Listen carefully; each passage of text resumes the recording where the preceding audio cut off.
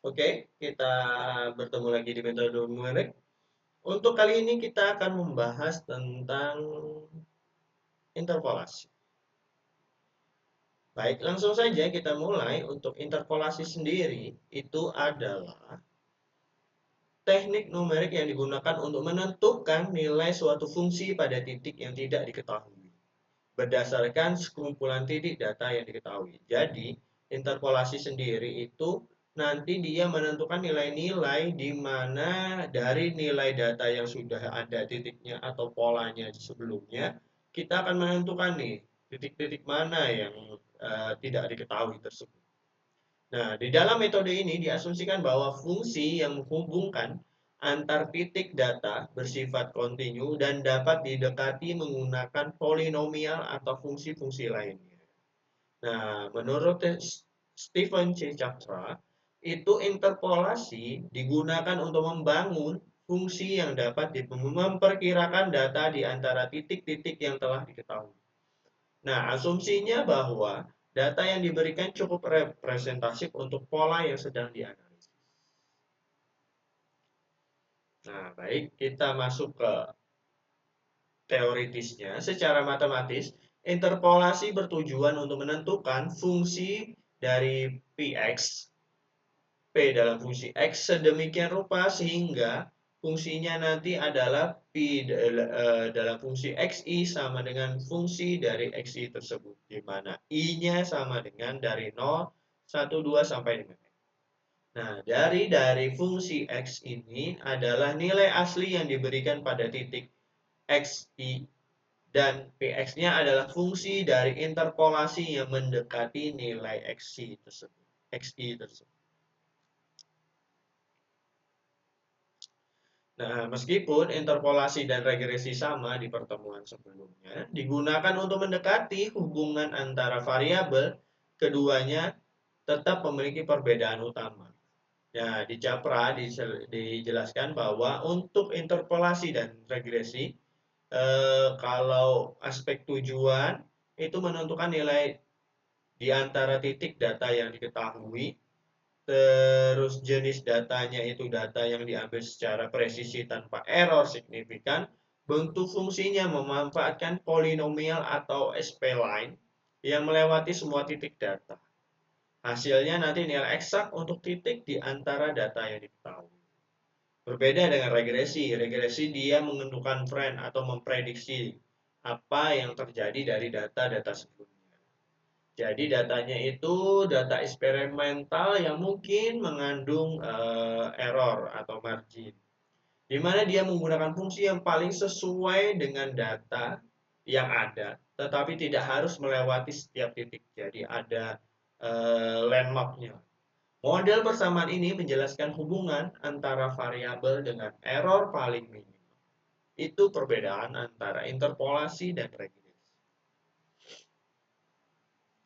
Nah, contohnya misalkan jika kita memiliki tabel nilai suhu dan ingin mengetahui suhu pada titik di antara data-data tersebut, maka fungsi interpolasilah yang digunakan untuk mengetahui atau untuk mengklasifikasi data tersebut. Nah, jika kita memiliki data suhu dari eksperimen dengan error dan ingin menemukan pola tren suhu terhadap waktu, maka regresi yang digunakan. Jadi regresi ini adalah memprediksi kalau interpolasi itu di antara range tertentu. Misalnya ada dua buah data di dua buah waktu, jam 1 dan jam 3 dia bisa memperkirakan di jam 2. Kalau regresi, dia itu memprediksi bahwa di hari ini adalah di jam segini adalah misalnya 6 derajat, maka nanti di besoknya di hari yang sama, di jam yang sama, kemungkinan diprediksi akan kurang lebih dari 6, kurang lebih atau mendekati 6 derajat. Nah, interpolasi banyak digunakan dalam berbagai bidang teknik rekayasa. Jadi, fungsinya untuk memperkirakan nilai antara titik data yang diketahui. Dan menurut Capra, aplikasi yang interpolasi ini yang pertama itu di elektro sendiri digunakan dalam analisis sinyal digital untuk memperkirakan nilai sinyal pada titik waktu tertentu dengan teknik interpolasi atau spline atau polinomial. Nah, ada juga kalau selain analisis sinyal digital, dia di rekonstruksi sinyal audio atau gambar. Nah, fungsi interpolasi ini digunakan untuk meningkatkan jadi resolusi sinyal dengan mendekati nilai di antara sampel-sampel yang sudah didapatkan. Jadi kepresisiannya di interpolasi. Sedangkan kalau di teknik mesin biasanya itu digunakan untuk analisis termodinamika. Terus kalau yang selain termodinamika biasanya digunakan dalam pemodelan aerodinamika untuk memprediksi dari gaya angkat dan hambatan berdasarkan eksperimen. Jadi seperti pesawat, gaya angkat dan hambatan di udara itu berdasarkan eksperimen, misalkan percobaan. Untuk teknik sipil biasanya perencanaan struktur, biasanya fungsi interpolasi digunakan untuk menentukan tekanan tanah atau deformasi struktur. Nanti dilihat hasil uji labnya dulu. Nah, kalau di sipil juga ada dalam hidrologi. Biasanya memperkirakan curah hujan atau debit sungai pada titik yang tidak memiliki data pengukuran langsung. Jadi dia menggunakan curah hujan dan debit sungai tersebut untuk diinterpolasi di mana pengukuran langsung tidak dimiliki. Selain itu ada teknik listrik, tadi adalah analisis sinyal digital dan rekonstruksi sinyal audio. Teknik kimia itu adalah digunakan simulasi reaktor kimia dan juga dalam kontrol proses industri, di mana dia mengambil sampel data-data dari sensor-sensor yang ada di sana. Nah, ada juga ilmu komputer dan pemrosesan data. Yang terakhir ini biasanya digunakan untuk pembuatan grafik dan animasi komputer. Biasanya itu buat smoothing atau penghalusan gerak objek berdasarkan titik data yang terbatas. Kalau di selain itu biasanya digunakan dalam machine learning dan data science. Biasanya digunakan untuk memperkirakan nilai yang hilang di dalam dataset sebelum analisis lebih lanjut dilakukan. Itu bisa. Jadi, fungsi-fungsinya banyak interpolasi dan bisa dimanfaatkan di dalam keteknikan. Jadi, sebaiknya kita mempelajari secara utuh terkait dengan teknik-teknik dari metode numerik tersebut agar bisa mempermudah kita dalam menganalisis, dalam menyelesaikan permasalahan tersebut. Nah, metodenya biasanya itu ada selisih terbagi Newton, Lagrange, sama spline. Kita mulai yang selisih terbagi Newton. Di selisih terbagi Newton itu adalah merupakan salah satu teknik interpolasi di mana dia menggunakan diferensial bertingkat dari data untuk membentuk polinomial dari interpolasi. Nah, keunggulannya biasanya dengan interpolasi lain seperti Lagrange itu adalah lebih efisien secara komputasi, terutama jika kita menambahkan titik data baru. Jadi lebih simpel atau lebih praktis. Nah, metode ini juga digunakan untuk menemukan polinomial interpolasi dalam bentuk Newton dividend atau difference formula dengan mengorganisasikan data dalam bentuk tabel dari selisih terbagi. Nah, polinomial interpolasi sendiri untuk n-nya di titik data diberikan dalam bentuk Pn sama dengan fungsi x0, di mana nanti ditambah dengan fungsi x0, x1 dari x dan dikurang x0, terus berlanjut x0, x1, x2, terus sampai dengan xn, di mana fx0-nya adalah fungsi dari titik pertama. Kalau satu nanti adalah selisih dari titik pertama, selisih dari titik pertama dan titik kedua itu terbagi pertama. F0 sampai X2 nanti selisih terbagi antara kedua dari titik pertama ke tiga dan seterusnya.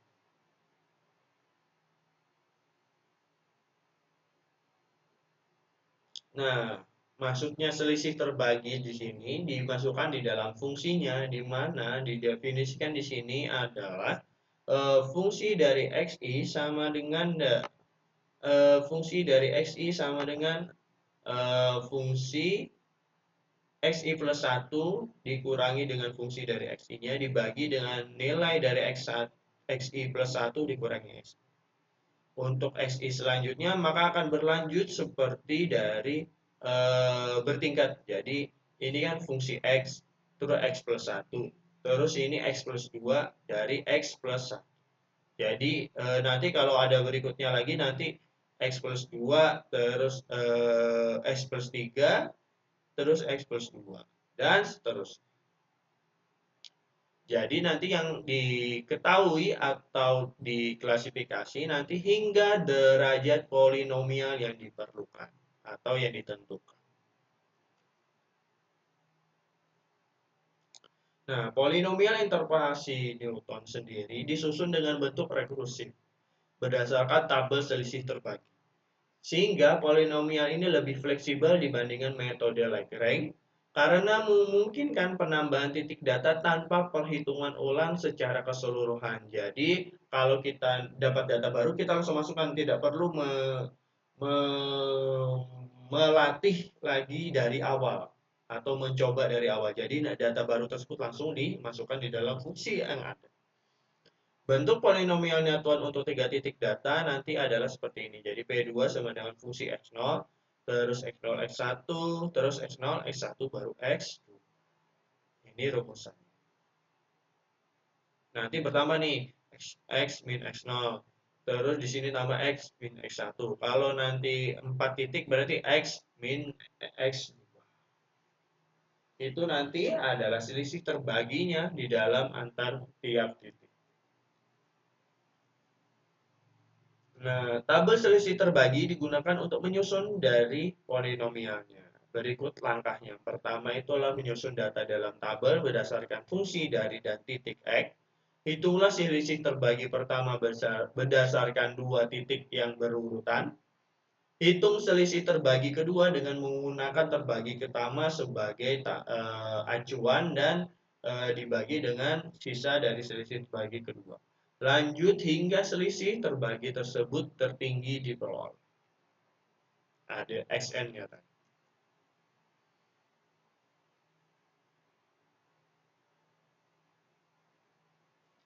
Nah, di sini diketahui misalnya contoh soalnya, fungsi X-nya adalah 1 sampai 1,9, fungsinya adalah 2 sampai 3,038. Langkah pertama, menghitung selisih terbagi pertama, di mana nanti adalah X0, X1. X1 dikurangi fungsi X1 dikurangi fungsi X0, di mana X1 dikurang X0, 2,2 dari data tabel tadi kita masukkan hasilnya adalah 0,96. Nanti untuk X1 dan X2 nanti X2 di sininya X1. Hasilnya adalah 1,13, masukkan saja hasilnya data dari tabel tadi. X2 dan X3 nanti baru X3 dikurang X2. Berikut terus sampai tadi data yang di tabel tersebut didapatkan semua. Baru nanti hitung selisih terbagi kedua. Jadi langkah pertama terbagi pertama tadi, bagi kedua. Terbagi kedua tadi hasil dari X1-nya dikurang dari X0-nya. Di mana dari X2 dikurang X0. Jadi hasilnya 0,3738, baru yang ketiga nanti hasilnya adalah 0,5. Sama dari hasil fungsi dari selisih terbagi pertama yang tadi dijumlahkan dikurangkan antar selisih terbaginya. Yang ketiga baru hitung selisih terbagi ketiga kalau misalnya terus berlanjut. Makanya tadi titiknya juga kita bisa masukkan baru di mana tidak mempengaruhi titik-titik sebelumnya.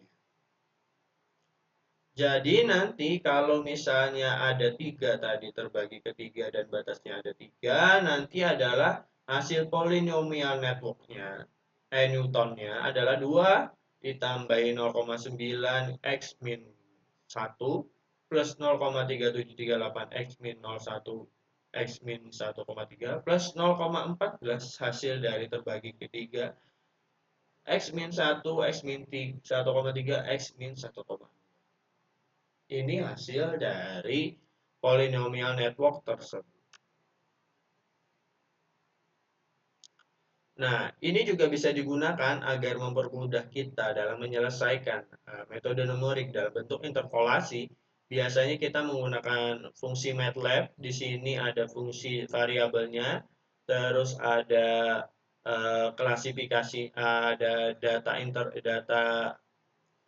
yang diambil atau data batasannya.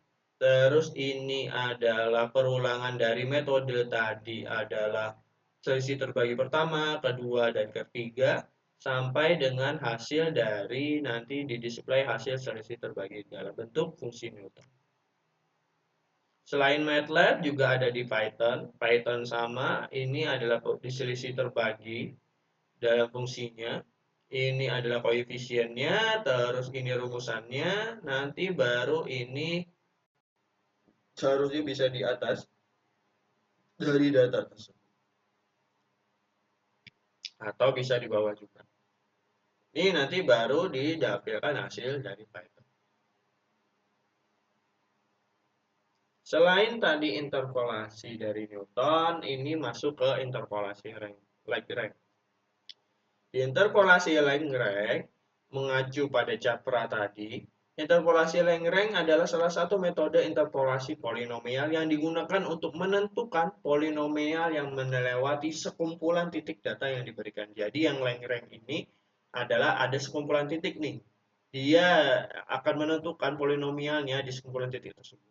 Keunggulannya adalah bentuknya yang eksplisit namun memiliki keterbatasan dalam efisiensi komputasi saat jumlah titik data bertambah. Nah, kalau ini nanti ada faktornya. Kalau datanya bertambah, nanti efisiensinya akan berkurang. Jadi ada pengaruhnya nih kalau ada penambahan data. Nah, rumusannya biasanya adalah pigmen dari sigma, dari I sampai dengan N. Li dalam fungsi X dan fungsi dari X.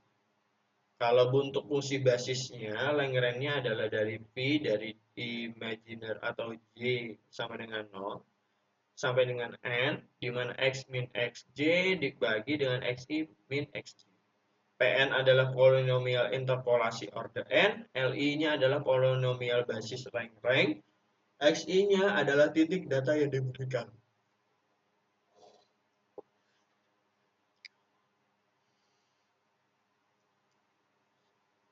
Nah, untuk representasi polinomial Lagrange, di mana polinomial interpolasi Lagrange dibentuk sebagai kombinasi linear dan fungsi basis yang berfungsi sebagai koefisien berat bagi setiap nilai. Sebagai contoh, untuk 3 titik data, misalnya x0 y0 dan x1 y1 dan x2 y2, maka bentuk polinomialnya adalah L0 dari fungsi x ke fungsi x0, L1 dari fungsi X dari ke fungsi X1, L2 dari fungsi X2. Nah, dengan hasil perumusan di dalam L0, S1, L2-nya adalah di mana X min X1, X min X2, X0 min X1, X0 min X2. Terus sama kalau yang S1 nanti adalah bedanya di X0, terus L2-nya nanti adalah X1. Jadi bertukar. Makanya nanti kalau ada penambahan titik maka akan berpengaruh terhadap data sekumpulan data tadi. Nah, di sini keunggulannya kalau di Lagrange ini mudah dipahami dan digunakan untuk jumlah titik data kecil. Tidak memerlukan perhitungan selisih terbagi seperti Newton, dapat langsung digunakan untuk membentuk polinomial dari interpolasi. Keterbatasannya biasanya tidak efisien untuk jumlah titik data yang besar karena harus menghitung banyak perkalian di dalam banyak titik tersebut. Tidak memungkinkan penambahan titik baru tanpa menghitung ulang seluruh polinomial tadi karena ada pengaruh antar batas tersebut. Dan tadi satu dan yang lain berkaitan. Rentang terhadap osilasi pada derajat tinggi, di mana nanti akan terjadi pengaruh atau metode atau fenomena rung. Nah, misalnya ini ada data X dan fungsi X-nya dari 1 sampai 2 dan fungsinya 2 sampai 3. Nah, bentuk polinomialnya adalah 1, 1,5 sama 2 dari fungsinya. Dengan L0-nya adalah X min 1,5 X min 0,2 dimasukkan di dalam fungsinya. 1 kurang 1,5, 1 kurang 2. Nanti hasil akhirnya L0-nya adalah 2 L0X plus 2,5 Li plus 30 L2. Sehingga nanti polinomial akhir diperoleh dengan menyederhanakan ekspresi di atas terhadap dari fungsinya tadi.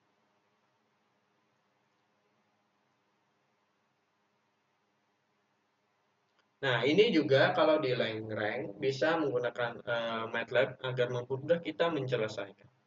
Ini contoh penggunaan dari tabelnya atau datanya. Ini fungsinya, ini perulangannya atau perhitungan rumusan. Selain MATLAB juga di Python sama. Bisa menggunakan Python untuk menyelesaikan persamaan metode interpolasi Lagrange. Nah, selain itu, yang ketiga, interpolasi spline. Nah, di interpolasi spline ini sendiri menurut Capra itu adalah metode interpolasi yang menggunakan kurva potong atau piecewise function untuk menghubungkan titik data dengan kelancaran tertentu, di mana berbeda dengan interpolasi polinomial. Biasanya yang menggunakan satu polinomial untuk semua titik.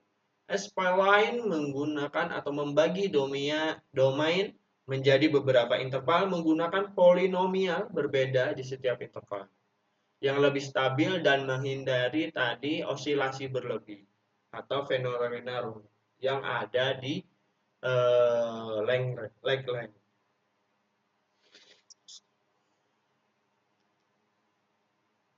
Nah, interpolasi dari spline sendiri didefinisikan menggunakan fungsi polinomial pada setiap segmen antar titik data. Tetapi dengan syarat kelancaran atau kontinuitas di tiap titik. Tujuannya adalah menghindari osilasi besar pada interpolasi dengan orde tinggi dan memastikan kontinuitas pada fungsi dan turunan. Nah, spline yang sering digunakan dalam tekniknya adalah spline linear, kuadratik, dan kubik. Untuk yang linear biasanya menggunakan polinomial order 1 dalam setiap interval antara dua titik data. Rumusnya adalah spline AI plus BI di mana fungsi X min XI. Dengan XI adalah berlaku pada interval dari XI dengan XI plus 1. Kondisi yang harus dipenuhi adalah XI sama dengan fungsi XI dan XI plus 1 adalah fungsi dari XI plus 1. Kelebihannya sederhana dan mudah dihitung dan tidak memiliki kelancaran turunan pertama. Nah, untuk spline kuadratik biasanya orde 2. Jadi yang linear orde 1, kuadratik orde 2. Dalam setiap intervalnya, rumusannya nanti adalah fungsinya ada fungsi orde 2 kuadratik. Dengan kondisi D sama, di mana adalah fungsi SP lainnya adalah XI plus 1 dengan fungsi juga XI plus 1. Kontinuitas terhadap turunan pertama di titik sambungannya. Kelebihannya lebih halus dibandingkan SP line dan lebih kompleks dibandingkan SP line. Linear. Nah, untuk yang kubik ini biasanya paling umum digunakan. Biasanya menggunakan orde 3 untuk setiap intervalnya. Rumusnya adalah adanya penambahan orde 3. Jadi orde pertama, orde kedua, orde ketiga.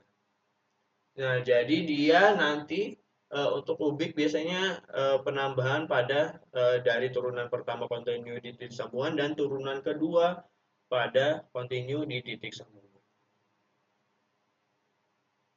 Juga ada kondisi batasnya yang di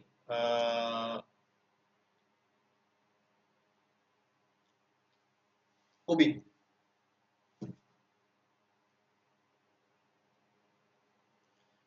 Di mana nanti batasnya adalah X turunan kedua dari X0 di mana dengan sama dengan X turunan kedua dari Xn sama dengan 0. SPL line clamper juga batasnya adalah turunan pertama di batas diberikan.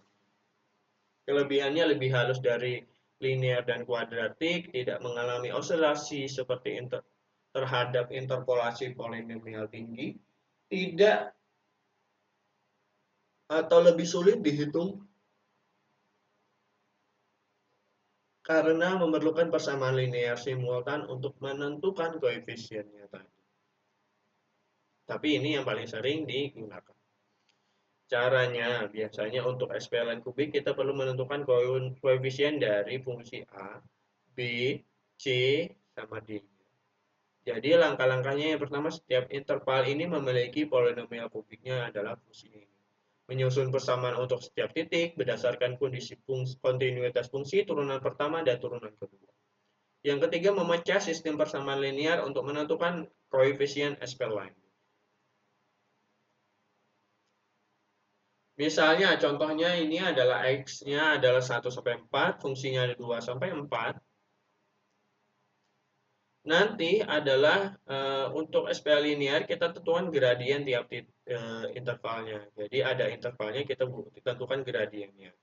S1 nanti ada hasilnya 2 plus X min 1 terhadap rumusan yang sebelumnya tadi. S2 adalah 3 plus 2 kali X min 2. S3 adalah 5 min X min 3.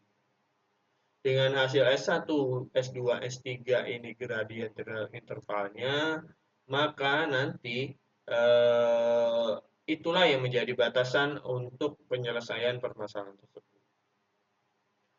Nah, bisa juga untuk atau digunakan menggunakan pemrograman MATLAB untuk menyelesaikan terhadap fungsi SPLine.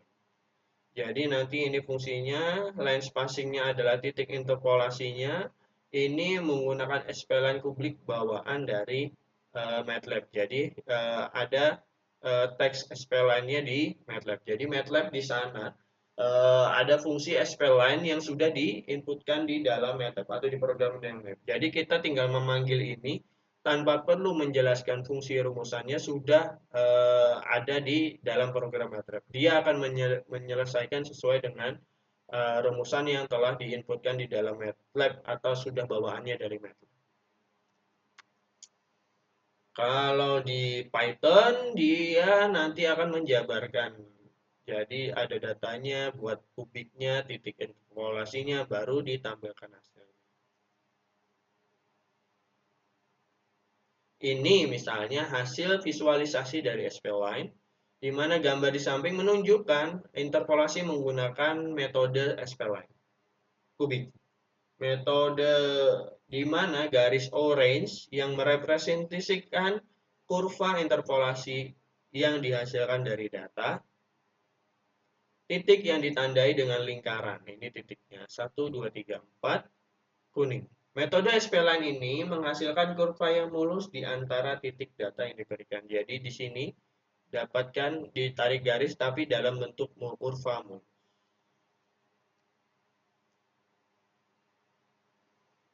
Nah, ini konklusinya dari materi yang tadi. Perbandingan metode Newton, Lagrange, dan SPLine. Setiap metode interpolasi memiliki kelebihan dan keterbatasan masing-masing. Untuk metode Newton biasanya itu kelebihannya efektif untuk data berurutan dengan perubahan kecil. Kekurangannya memerlukan perhitungan selisih terbagi. karena itu membutuhkan tambahan waktu. Tentang kalau Lagrange tidak perlu menghitung ulang jika ada titik baru, di mana kekurangannya tapi rentang terhadap osilasi jika titiknya banyak. Untuk SP-line menghasilkan kurva halus yang lebih akurat, tetapi kekurangannya memerlukan penyelesaian sistem persamaan linear untuk menyelesaikan permasalahan SP-line. Jadi ada plus minusnya sesuai kebutuhan nanti atau kalian mau nyoba, tergantung permasalahan. Nah, dari hasil simulasi, interpolasi SP-line lebih akurat dan stabil dibandingkan metode lain, terutama dataset dengan banyak titik. Nah, sedangkan metode Newton dan Lagrange dapat digunakan untuk data lebih sederhana atau ketika hanya beberapa titik tersedia. Jadi nanti pemilihan metode interpolasi itu bergantung pada jenis data ya kalian punya, kebutuhan akurasinya seberapa, dan serta kompleksitas dari komputasi yang diperlukan terhadap data tersebut. Itu nanti yang mempengaruhi apakah kita akan mengambil interpolasi SP-line atau menggunakan metode Newton atau Lagrange. Nah, jadi berdasarkan pembahasan dari metode interpolasi dari Newton, Lagrange, dan SP-line itu tadi terhadap buku Capra, kita mengacu pada buku Capra. Interpolasi merupakan teknik untuk memperkirakan nilai di antara titik data yang diketahui. Berbeda dengan regresi yang sebelumnya yang bertujuan menentukan hubungan dari fungsional antar variabel. Metode interpolasi ini berbeda dan memiliki keunggulan dan keterbatasan tergantung pada karakteristik dataset dan kebutuhan analisis. Nah, biasanya untuk Newton cocok untuk data yang terurut dan lebih mudah dihitung jika ada tambahan titik data baru. Kalau Lagrange tidak memerlukan perhitungan ulang ketika data baru ditambahkan, tetapi kurang stabil untuk jumlah titik data yang besar.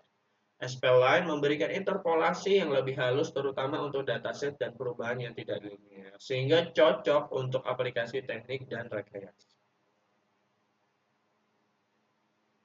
Nah, jadi dari hasil simulasi dan visualisasi juga menggunakan MATLAB dan Python, interpolasi SP-line yang kita ujikan itu lebih unggul dalam hasilkan kurva karena hasilnya halus dan mulus dan akurat juga sesuai dengan titik-titik dibandingkan dengan Newton dan Lagrange yang cenderung mengalami osilasi di dalam dataset besar. Pemilihan metode interpolasi tergantung pada kebutuhan spesifik seperti jumlah titik data, tingkat akurasi yang diinginkan, dan kompleksitas komputasi yang dapat ditolerir. Interpolasi memiliki banyak aplikasi dan teknik seperti pemrosesan sinyal, pemodelan fenomena fisik, analisis data eksperimen, dan optimasi sistem teknik.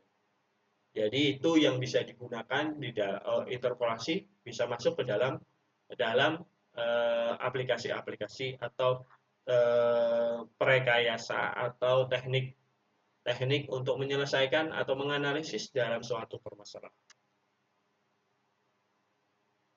Nah, jadi secara keseluruhan interpolasi itu merupakan teknik fundamental dalam metode numerik yang sangat berguna dalam pemrosesan sinyal atau data teknik dan pemodelan dalam bentuk matematis. Pemahaman yang baik terhadap ini memungkinkan nanti kita dapat memilih teknik yang paling sesuai terhadap kasus-kasus yang kita miliki, guna menghasilkan estimasi data yang akurat dan efisien daripada kita mencari satu-satu atau mempelajari satu-satu lagi. Karena kita sudah tahu polanya, mau yang linear, mau yang Lagrange atau yang SP-line sesuai dengan kebutuhan kita tadi. Baik, sampai di sini. Kalau ada yang ditanyakan, bisa. Dan Bapak akhiri, mohon maaf kalau ada salah atas salah perbuatan. Terima kasih banyak. Assalamualaikum warahmatullahi wabarakatuh.